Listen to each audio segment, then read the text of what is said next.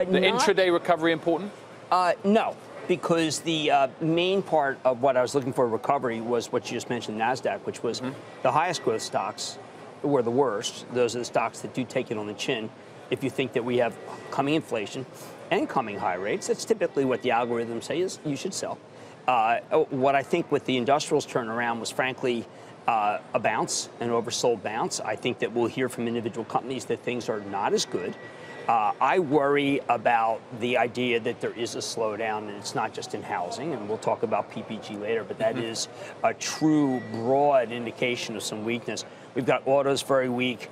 I'm actually starting to get concerned about retail, given the fact that oil is up. Heating oil, which I accounted for being tame, has now not tamed. So the consumer, yes, benefits from tax reform other than a couple of states. But we're just not seeing what I'd like to see right now in terms of, I'm concerned about earnings. And the dollar, strong dollar, Will, you know better than anyone.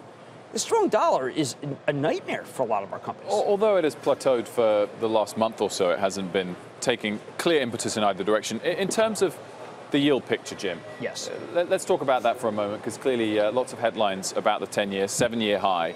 Which sectors does it play into? Because we've had a slightly odd move of late where we've seen the likes of real estate and utilities do well, and banks do well as well, which is not typically when rates move higher. No, somebody's right and somebody's wrong. One of the things that I think that people miss in terms of coverage is that there are many camps. There's a slowdown camp. There's a camp that says we're going to hit a wall. There's a hard landing camp. There's a soft landing camp. The camp that I am saying is that I think rates are trying to peak. When I say trying to peak, we obviously had a massive seller. People don't understand that everything is thinner. Now, the bond market is the most liquid market in the world, our bond market. But there's been a gigantic seller, and we've not been able to absorb the supply. If we can stay here, a lot of that, by the way, is thank you, Jerome Powell, for saying, listen, everything that Janet Yellen did was out of the picture. We now have a strong economy, and we have to just put our heads down and raise rates. Anytime you do that, it's very 2005, 2007, Wilf. It was discredited. And I really believe that Mr. Powell's going to walk back things. He's too thoughtful a man to just stay on autopilot. Autopilot means crash land. Is he influenced by the president?